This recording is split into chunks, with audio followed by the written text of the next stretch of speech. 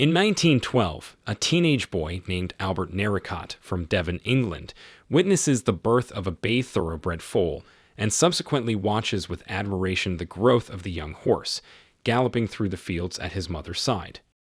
Much to the dismay of his mother Rose, his father Ted buys the colt at auction, despite a friend pointing out a more suitable plow horse for his farm. Desiring to spite his landlord Mr. Lyons and retain his pride, Ted bids higher and higher for the colt.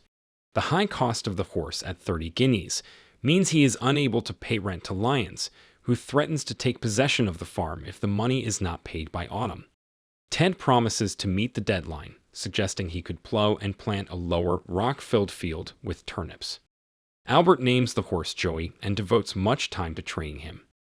Albert's best friend, Andrew Easton, watches as Albert teaches his colt many things, such as to come when he imitates the call of an owl by blowing through his cupped hands.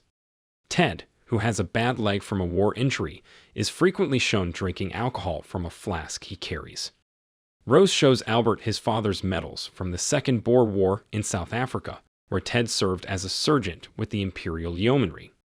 Ted was severely wounded in action and received the Distinguished Conduct Medal for bravery under fire. She gives Albert his father's regimental pennant, telling Albert that his father is not proud of what he did during the war, and that he had thrown the flag and medals away, though Rose saved and kept them hidden. Albert trains Joey for the plow, and to his neighbor's astonishment, prepares a stony hillside field to plant with turnips. However, a rainstorm destroys the turnip crop, so Ted, in order to pay the rent and without telling Albert, sells Joey to the young cavalry officer, Captain James Nicholls, as the First World War gets underway. Albert subsequently pleads with the officer and begs for him not to take the horse, but Nicholls can only promise that he will take care of Joey as his own horse and hopefully return him after the war. Albert tries to enlist in the army, but is too young, and before the captain leaves with Joey, Albert ties his father's pennant to Joey's bridle. Joey is trained for military operations and becomes attached to Topthorn, a black horse with whom he is trained for his military role, and the two horses become friends.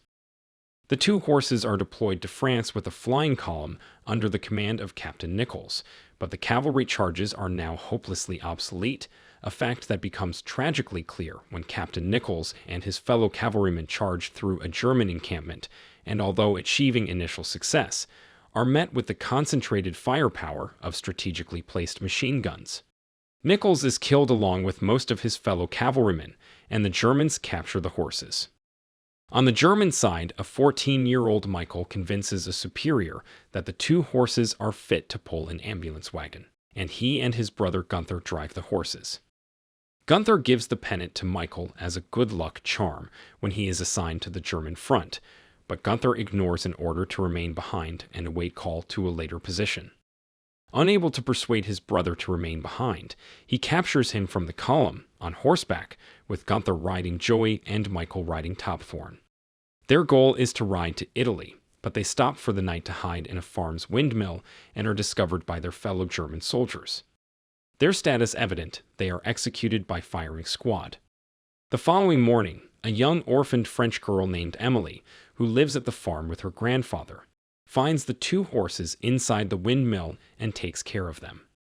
German soldiers arrive and confiscate all food and supplies from the property, but Emilie hides the horses in her bedroom to avoid them being taken by the Germans. Emilie suffers from a disease that makes her bones fragile and is not allowed to ride the horses for fear of falling.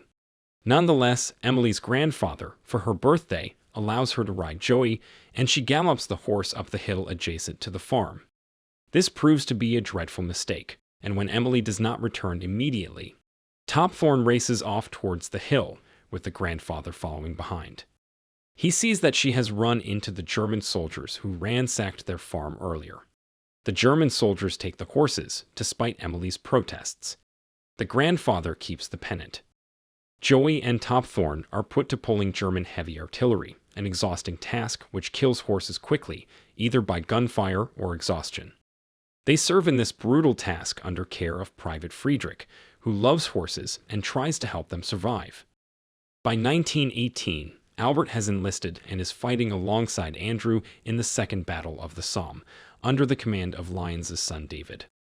After a British charge into no man's land, Albert, Andrew, and other British soldiers miraculously make it across into a deserted German trench, where a gas bomb explodes, filling the trench with poison gas.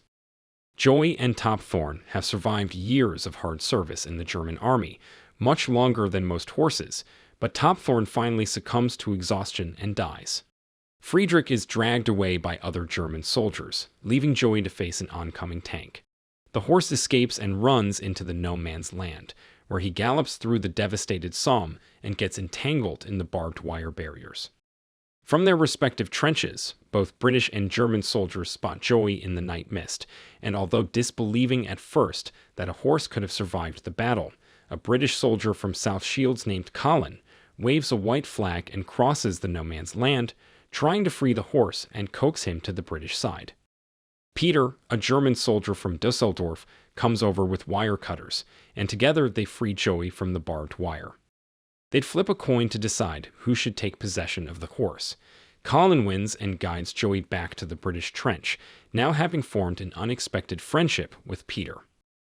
Andrew has been killed by the gas attack, but Albert has survived, temporarily blinded and with bandages covering his eyes.